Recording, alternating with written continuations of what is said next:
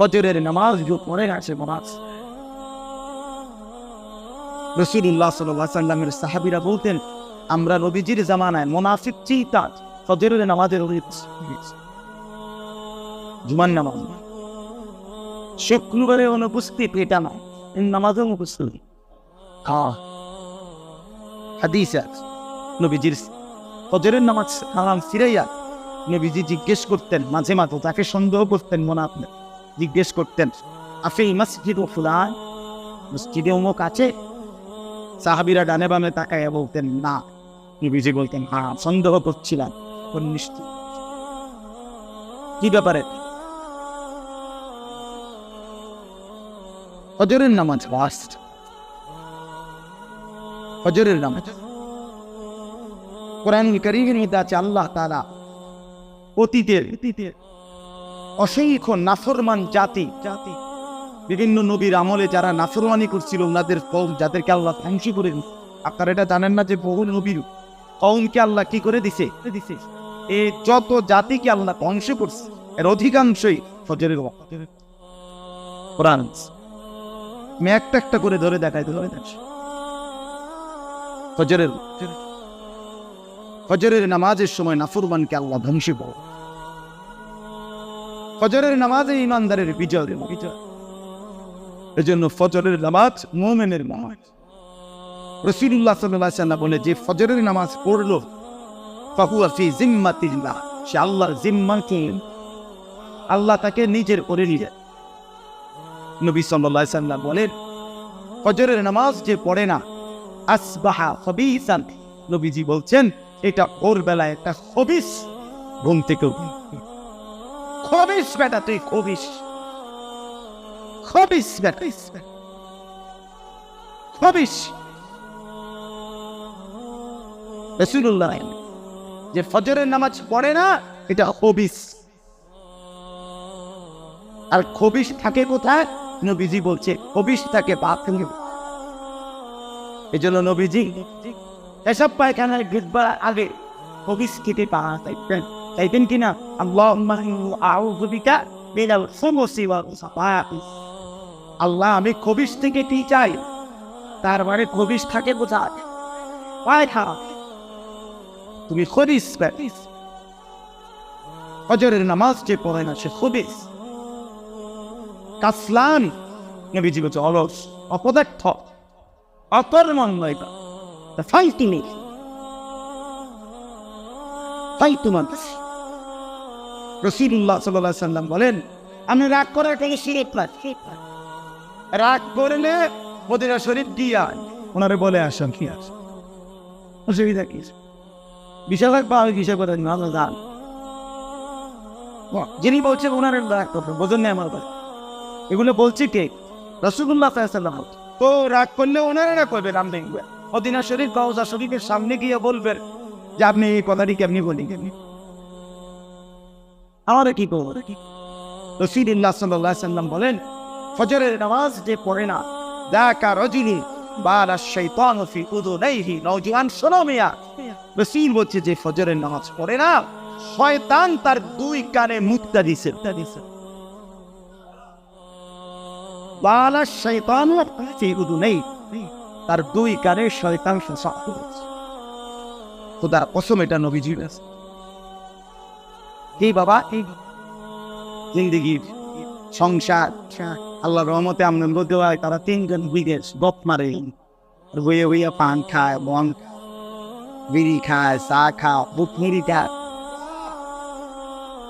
বা চিকন একটা টুলে তারপরে হইয়া ঠিক টুলটাই তো বালা নামে, একটা বালা টুলে বইতেন তত বালা আছে, একটা সোফা লইয়া বইতেন তত একটা মন্ডারের ব্যাপারটা, একটা চিকন একটা টুলের মধ্যে পড়িয়া ডেঙ্গিরি।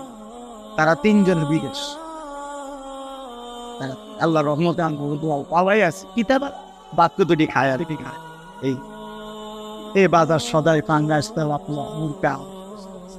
এইটাই জীবন, এই জীবন। জি না ওমরা হজ হজ না। আচ্ছা আপনারা বলেন তো, কয়টা ছাগল একসাথ করলে একটা গরু হয়? আন্দাজে 7টা ছাগল একত্র করলে গরু এটা জীবনে হচ্ছে মানে ছাগল তো ছাগলের ছাগল গরু এবে কেমন গরু ছাগল হবে কেমন এই জন্য ওমরা তো ওমরাই এটা হজ হবে না কথা বুঝছেন না কোনোভাবেই না ওমরা তো চিহ্ন ওমরা হলো কি হজ ফরজ হজ ফরজ ওমরা তো আলাদা বিষয় ওমরা তো মহব্বতের বিষয় আল্লাহর ঘর দেখার মহব্বতের জন্য বান্দা আল্লাহর ঘর দেখার জন্য পাগল নবীর রওজা দেখার জন্য পাগল এই জন্য মহব্বতের দাবিতে ওমরায় যান এটা হজ আপনার কাছে পছন্দ বা নাও সম্পদ থাকার কারণে আমার উপরে যেহেতু ফরজ হয়েছে এইবার আমার মন না চাইলেও আমার জন্য যাওয়া বাধ্যতামূলক এটারে কয় কথা বুঝছেন না আমার কথা আপনার তো ভালো লাগতেছে না তো বোঝাই কি কারণ এটা তো আপনার উপরে কি আপনার জোহরের নামাজের ওয়াক্ত এখন আপনার যদি ব্যস্ততাই থাকুক আপনাকে কি জোহরের নামাজ পড়তে হবে না কারণ এটা তো বাধ্যতামূলক ফরজ তো বাধ্যতামূলক যাকাত ফরজ অগণিত মুসলমানের উপরে আদায় করি না কোরবানি ওয়াজিব অসংখ্য মুসলমানের উপরে আমরা আদায় করি না আমি বুঝি না আপনি বুঝি না বললে হবে না বাপ না রে বাপ বিশ্বাস করে আমার কথাটা কষ্ট নিয়ে আমি একটু শক্ত বললাম কিন্তু আপনাদের কাছে যা বিবেক জাগায় এই যে প্রবাসী ছেলেরা যারা বাড়িতে টাকা পাঠায় বাপের নামে মার নামে বাপ্পার নামে কোরবানি হয় বাড়িতে কোরবানির সময় টাকা পাঠায় বাবার নামে মার নামে কোরবানি আদায় করে সে প্রবাসী তার বউ বাচ্চারাই খায় দেশে ঠিক আছে কিন্তু তার কাছে কোরবানি ওয়াজিব তার উপরে তার কাছে 1 লাখ 1.5 লাখ 2 লাখ টাকা আছে কথা বুঝছেন কিনা আমি এই ছেলেটা যে টাকা পাঠানোর পরে তার বাবা মার নামে কোরবানি আদায় করলো বাবা মার কোরবানি হয়েছে সোয়াবও হয়েছে সে মা বাবার খেদমত করছে এই সোয়াবও পাইছে কিন্তু তার উপরে যে কোরবানি ওয়াজিব ছিল সেটা আদায় হয় নাই সে গুনাহগারী থাকবে সে পাপী কেন তার নিজের কোরবানি কি করে নাই একজনে আমারে বলছে কয়তালের উপরে লেগে আমার আব্বা আমার জন্য কোরবানি দিতাম না আমি বললাম তা আমনে আগে এটা বলেন মনে করেন আমার আব্বার জন্য আমি একটা লুঙ্গি কিনে দিছি আমার আব্বারে এই জন্য আমার লুঙ্গি কেনার দরকার নেই ঠিক তো আমার আব্বারে লুঙ্গি দিলাম এবার সিংটা সারিয়ে তো আমি এটা নিয়ে কথা তা আমার বাবা মার মানে দিছি এটা তো তুমি সারা বছরে দাও বাপমার খেদমতের জন্য তুমি অন্য মাসে টাকা দিছে না কথা বলেন একটা সন্তান বিদেশি ছেলে সেটি শুধু প্রত্যেক কোরবানির সময় নিয়ে টাকা পায় আর কোনো মাসে টাকা দেন তো ওই সময় দিছো যে সূত্রে এখনো দিছো ওই সূত্রে সেটা তো আলাদা বিষয় তোমার কোরবানি কর আমাদের দেশে অবিবাহিত ছেলে চাকরি করে ব্যবসা করে কিন্তু অবিবাহিত এখনো বিয়ে করে ভালো বুঝেন না কথা তাদের অসংখ্য ছেলেদের উপরে কোরবানি ওয়াজিব কিন্তু এরা কোরবানি দেয় এত মনে করে বিয়ে করছি না আমার কিতা কোরবানি না কোরবানির জন্য বিবাহিত হওয়া সত্য নয় এরকম অনেক বিষয় যাই হোক আমি এরিয়ন সব বললে সময় হবে রাত হয়ে গেছে অনেক আপনাদের কাছে আমি এটাই বললাম দিন শিখতে হয় এই যে ইসলাহী মজলিস আজকের এই ছোট্ট মজলিসের দ্বারা গরম হোক একটু রাত হয়েছে একটু কষ্ট হয়েছে কিন্তু এতটুকু বিবেক অনুভূতি আপনার ভিতরে তো হয়েছে যে না দিন শেখা দরকার এই কথাটা কি বোঝেন নাই আপনি তাহলে এটা কি লাভ হয় না আল্লাহর কোরআন শিখতে হবে সময়কে কাজে লাগাইতে হবে জিন্দেগি কাজে লাগাইতে হবে বাপ খামখেয়ালি করলে হবে না রে বাপ যুবক ভাই আপনাদেরকেও বলি নওজওয়ান তোমাদেরকেও বলি বাপ এই হায়াত আর ফিরবে এই রাত আর আসবো এই মনে করেন আজকে 14ই জুলাই 2024 রবিবার এই শিরোনাম পৃথিবীতে আর আসবে কি আগামী বছর 14ই জুলাই হবে কিন্তু সেটা তো 2025 আগামী সপ্তাহে রবিবার হবে কিন্তু সেটা তো 14 এই শিরোনাম 14ই জুলাই রবিবার আর কোনোদিন আসবে পৃথিবীতে? তার মানে আমার জিন্দেগির হায়াতের সেকেন্ড আর কখনো না। প্রত্যেকটা রাত কিতাবে আছে, পৃথিবীবাসীকে ডাক দিয়ে বলে, জগৎবাসী আমারে কাজে লাগাও, যে আর আসবে। প্রতিটা দিন সকালবেলা দুনিয়াবাসীকে বলে, জগৎবাসী, হে পৃথিবীবাসী, আমারে কাজে লাগাও, আমি আর আসবো, আমি আর আসবো। নওজোয়ান ছেলেরা, আপনাদেরই সন্তান দিনের পর দিন রাতের মোবাইলে নাচ গান অশ্লীল ছবি জেনা ব্যভিচারের দৃশ্য উলঙ্গ দৃশ্য দেখে হায়াত শেষ করে সারা রাত সারা দিন সমবয়সী বন্ধুদের আড্ডায় শেষ। চুল দেখলে মনে হয় না মুসলমানের সন্তান, জামা পোশাক দেখলে মনে হয় না মুসলমানের সন্তান, পেশাব করে পানি নেয় না, টয়লেটটা পারে ব্যবহার করে না, মন চাইলে দাঁড়ায় পেশাব করে, মন চাইলে বৈশা পেশাব করে। জন্তু জানোয়ারের না, খবর নাও আসছে কোত্থেকে, কে পাঠাইছে, কেন আসছে পৃথিবীতে, কোত্থেকে আসবো, কি করছে।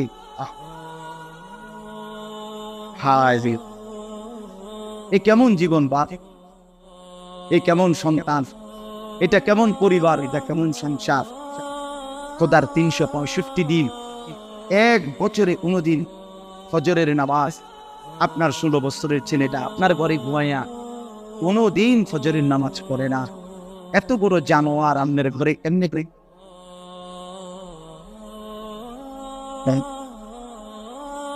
আপনার জীবনের অর্থটা বলে 14 বছরের মেয়েটা, 15 বছরের মেয়ে কোনোদিন ফজরের নামাজ পড়ে না। আপনার জীবনের অর্থটা কি বলেন? আপনার স্ত্রী নামাজ পড়ে না, ঘরের সদস্য 6 জন কেউ ফজরের নামাজ পড়েন। হয়তো একজন মুরব্বী আছে, বুড়া মানুষ, ওই দাদায় কষ্ট করে হয়তো নামাজটা পড়লো, বাকি মানুষগুলো। রাসূলুল্লাহ সাল্লাল্লাহু আলাইহি ওয়াসাল্লাম বলছেন, ফজরের নামাজ পড়া কঠিন, ঠিক যে মুনাফিক তার খোদার কসম। রাসূলুল্লাহ বলছেন, আল্লাহর কসম, ফজরের নামাজ যে পড়ে না সে মুনাফিক। রাসূলুল্লাহ সাল্লাল্লাহু আলাইহি ওয়াসাল্লামের সাহাবীরা বলতেন, আমরা নবীজির জামানায় মুনাফিক চিন্তা ফজরের নামাজের জুমার নামাজ শুক্রবারে অনুপস্থিত, এটা না নামাজ অনুপস্থিত। হাদিসে নবীজির ফজরের নামাজ খালাম ফিরাইয়া নবীজি জিজ্ঞেস করতেন, মাঝে মাঝে তাকে সন্দেহ করতেন, মুনাফিক জিজ্ঞেস করতেন, আফি মসজিদে ফুলান, মসজিদে অমুক আছে? সাহাবীরা ডানে বামে তাকাইয়া বলতেন না। নবীজি বলতেন, সন্দেহ করছিলাম, নিশ্চিত। কি ব্যাপারে? ফজরের নামাজ, ফজরের নামাজ কোরআনুল কারীমের মধ্যে আছে, আল্লাহ তাআলা অতীতের অসংখ্য নাফরমান জাতি, বিভিন্ন নবীর আমলে যারা নাফরমানি করছিল, ওনাদের কওম যাদেরকে আল্লাহ ধ্বংস করে দিচ্ছে। আপনারা এটা জানেন না যে বহু নবীর কওমকে আল্লাহ কি করে দিছে? এই যত জাতিকে আল্লাহ ধ্বংস করছে এর অধিকাংশই ফজরের কোরআন। আমি একটা করে ধরে দেখাই, ফজরের নামাজের সময় নাফরমানকে আল্লাহ ধ্বংস করে। ফজরের নামাজে ইমানদারের বিজয়। এজন্য ফজরের নামাজ মুমিনের নামাজ। রাসূলুল্লাহ সাল্লাল্লাহু আলাইহি ওয়াসাল্লাম বলে, যে ফজরের নামাজ পড়লো ফাহুয়া ফি জিম্মাতিল্লাহ, সে আল্লাহর জিম্মায় চলে, আল্লাহ তাকে নিজের করে নিয়ে। নবী সাল্লাল্লাহু আলাইহি ওয়াসাল্লাম বলেন, ফজরের নামাজ যে পড়ে না আসবাহা খবিসাত, নবীজি বলছেন এটা ভোরবেলা একটা খবিস, ঘুম থেকে খবিস বেটা, তুই খবিস, খবিস খবিস। রাসূলুল্লাহ যে ফজরের নামাজ পড়ে না এটা খবিস। আর খবিস থাকে কোথায়? নবীজি বলছে খবিস থাকে বাথরুমে, পায় না। এই জন্য নবীজি এসব পায়খানায় ঢুকবার আগে খবিস খেতে পাওয়া চাইতেন কিনা?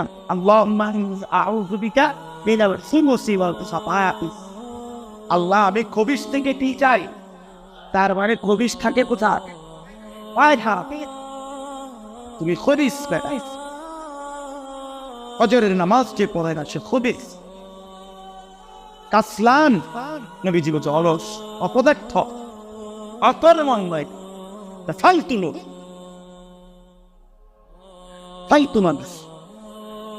রাসূলুল্লাহ সাল্লাল্লাহু আলাইহি ওয়াসাল্লাম বলেন, আমি রাগ করার কোনো সুরত নাই, রাগ করলে মদিনা শরীফ দিয়া ওনারে বলে আসেন কি আছে, অসুবিধা কি?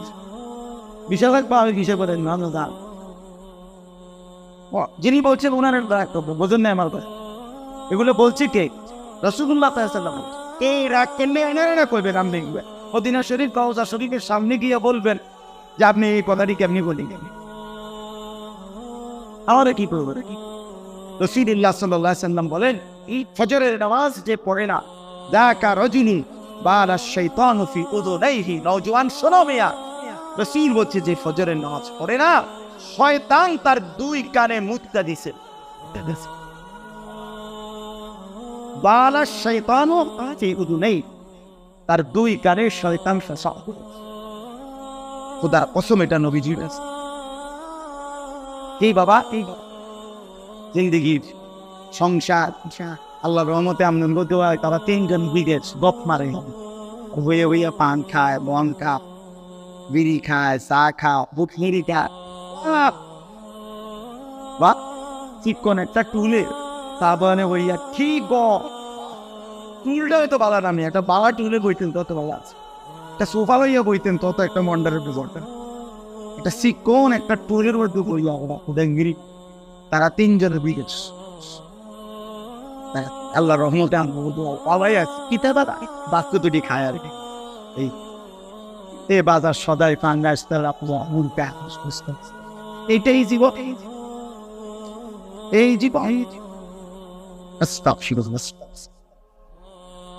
আখিরাত কোথায়? না সন্তানের নামাজ বলে রাসূলুল্লাহ সাল্লাল্লাহু আলাইহি ওয়াসাল্লাম ইন্তেকালের সময় 63 বছরের জিন্দেগি যখন শেষ করেছে, 23 বছর যখন ইসলাম প্রচার শেষ করলেন, কসম আল্লাহর বাপ, নবীজি যেদিন পৃথিবী থেকে বিদায় নেন, মালাকুল মউত আজরাইল সামনে, জিবরাইল সামনে, আম্মা জান আয়েশা নবীর বিবি, ওনার বুকে মাথা রাখা অবস্থায় নবীজির জান কবজ করবে, এই সময় আল্লাহ রাসূল আয়েশা রাদিয়াল্লাহু আনহাকে বলছেন, আয়েশা, 2 জন ফেরেশতা সামনে, তাদেরকে সাক্ষী রেখে আমি চলে যাচ্ছি। আয়েশা, যাওয়ার সময় শেষবারের মতো আমার উম্মতের জন্য তোমার কাছে বলে যাচ্ছি, আসসালাত আসসালাত আসসালাত। উম্মত আমার যেন নামাজ ঠিক মতো করে, নামাজ ঠিক মতো করে, আমার উম্মতরে বইও নামাজ ঠিক মতো পিছিয়ে নিয়ে আসতে, আমি হাসরের ময়দানে থাকবো, আমি জান্নাত বিছায়, আমি জান্নাত বিছায় ওরে বইল নামাজ নিয়ে আসে। আরে মিয়া, এটা তো পৃথিবীর নিয়ম। কোন ডাকাত, কোন সন্তান যদি পাশানো হয়, তারপরও বাপের মৃত্যুর মুহূর্তের কথা, ওসিয়তকে পাশান সন্তানও পালন। কথা বোঝেন না? এটা আমার বাবার কি কথা ছিল, মৃত্যুর সময়ের শেষ কথা ছিল এটা আমার আপনার। আমার নবী সাল্লাল্লাহু আলাইহি সাল্লামের মৃত্যুর মুহূর্তের শেষ কথা ছিল কি, হ্যাঁ উম্মত তুমি কতটা পাশান, তুমি সেই কথা বলে, সেই কথা বলে স্ত্রী সন্তানকে খুশি করতে পারতেন না। ভাইয়া বিশ্বাস করেন, আপনাদেরকে বলে, আরো যদি লুঙ্গি গুঁজ দিয়েও, কোমরে গামছা বাইন্দাও, কষ্ট করে পরিশ্রম করে কামাই করেন, আল্লাহ কসম এই রাক্ষসা দুনিয়া খুশি করতে, দুনিয়া রাক্ষস। আমি তখনই আলহামদুলিল্লাহ এইবার হজ্জের সফরে, এইবার হজ থেকে আমি আসছি সোমবার, মক্কা মদিনায় 2খানে প্রবাসীদের রোমে গিয়া বয়ান সবসময় যায়। 30 জন 40 জন প্রবাসী আমাদের বাংলাদেশি এক করছে। আমি অনেকের কাছে এই শুনি, ব্যক্তিগতভাবে কথা বলি, কি অবস্থা বলবো, 18 বছর না 28 বছরও বিদেশ করেও বউ বাচ্চা সংসার, মা বাপ পরিবার সন্তুষ্টি করতে পারে, কি করতে পারে না, পূজা হয় না, সন্তুষ্ট। কে যায়। আমি আজকেও বলছি, আমি এক বেটার 4 কোটি টাকা দিয়ে 2 তলা বিল্ডিং করছে, 4 কোটি খরচ করে এই বাংলাদেশে। আমি ওই বিল্ডিং এ গেছি, আমার দাওয়াত অত্যাধুনিক বা আলী শান বারে ওনার ডেঙ্গু জ্বর হয়েছিল, মুদিতে আমি গেছিলাম ওনারে, বেটায় আমার আবদার করে নিছিল দোয়া। 4 কোটি টাকা খরচ করে বাড়িটা করছে। গিয়ে দেখি বাথরুমে, আমি গেছি এর ভিতরে, বাথরুমে গিয়ে দেখি সিটকারি দিয়ে দরজার করাটা, সিটকারিটা এটা যে বল্টিটার মধ্যে লাগায়, বুঝেন নাই? সিটকারি বুঝছেন তো? সিটকারিটা একটা ছোট্ট যেটার মধ্যে লাগায় আর কি, সিটকারিটা বল্টিটা এটা দেয়। এখন এই বাথরুমের দরজাটা কেন লাগাই না? কন্যা কেন? পরে বালতি আছে, এটার ভিতরে একটা বালতির মধ্যে অর্ধেক পানি নিয়ে এটারে দরজার মধ্যে খেলা দিয়ে বইস। পরে বাইরে কইলাম, ভাই 4 কোটি টাকার বাড়ি তো বলতো না, এর নাম দুনিয়া, মানে দুনিয়া থেকেই যায়। দুনিয়া কি হয়ে যায়? দুনিয়া পূরণ হয় না, দুনিয়া রাক্ষস। এই পরিবারে, এই সন্তান পরিবার বসত রাক্ষস, তারা জীবনে অতিরিক্ত। আপনি মরার পরেও আপনার পরিবার উপার্জন বন্ধ করে দিবে। কথা বলেন না কেন? কামাই রোজগারি করা ওরা ছেড়ে দিবে, তো এই প্রয়োজন তো থেকেই গেল। আপনি কি শেষ করলে? যদি এমন হয়তো আমি বুঝাই দিয়ে গেছি অন্তত আমার দেখো তার পরবর্তী 200 বছর আর কি করতে হবে না, তাহলে না মনটারে বুঝাইতা কই একদিনই তো উপার্জন ভালো না। আল্লাহ আমাদেরকে বুঝদান। এটা হলো সিঁড়ি এই দুনিয়া সংসার, এই পর দুয়ার খাট পালন সোফা ফার্নিচার, এইটা ভিসাইবার জন্য আখিরাত বরবাদ করে। আমি অনুরোধ করলাম, আজ্জের করে দেবে, সুদে টাকা নিয়ে নি, কিস্তিতে টাকা নিয়ে নি। আপনি পারতেন না, কিস্তির আব্বা নিলো, আপনার অভাব যাইতো।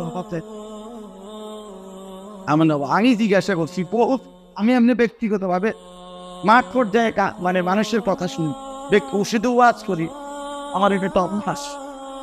অর্থাৎ শুধু ওয়াজ, আমি ব্যক্তিগত কথা শুনি, জিগাই আর কি অবস্থা। একের রাতের 1:30 বাজে চা দোকানদার রাস্তার পাশে গাড়ির থেকে নাইনবা চা খাইতে থাকবে, কি পেয়েছি ভাই, টাকা দিয়ে দেবে স্টেশনে, বাস স্টেশন পাশে কত থাকে, প্রতিদিন মাসে 60, 70, 75 হাজার টাকা থাকে প্রতিদিনের বেশি। তাই বলছে ভাই কিস্তি কর, জরুরি কই আর সরম দিয়ে না। আমি বললাম না, আমি সরম দিন তোরা ঠিক আরে সরম বস, আমি আর আমি কোন কিস্তি আছে 70,000 টাকা ইনকামের পরে যদি কারো কিস্তি থাকে 4টা, যে মসজিদের ইমাম সাহেবের 6,000 টাকা বেতন, ওনার কিস্তি থাকার কথা কও কিরে বাপ। অথচ সেই মানুষটা তো মাসের পর মাস আল্লাহর দয়ায় চলতেছে কিনা বলে। এই জন্য দয়া করে কেন কিস্তি দেন? সংসারের প্রয়োজন মেটানোর জন্য পারতেন না। আমার কথাটা আপনি বলছেন কিনা বলে, মানে আমি বুঝাইতে চাইতেছি যে আপনি যদি এমন হইতো আর 2 লাখ টাকা দিলে আমার সংসারের চাহিদা কি হয়ে গেল, এটা হবে না। এটা তো তাই এই রাক্ষস সামনে খুশি করবেন কেন? এই রাক্ষসকে তো আপনি তৃপ্ত করতে পারতেন না, কাজে কেন আখিরাত বরবাদ করলেন? কেন নিজের কবর নষ্ট করলেন? কেন নামাজ পড়তে সময় পাইলেন না? কেন হালাল খাইলেন?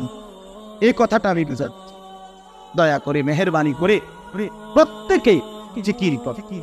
রাসূলুল্লাহ সাল্লাল্লাহু আলাইহি ওয়াসাল্লামের আখিরি ওসিয়ত নামাজ, নবীজির আখিরি ওসিয়ত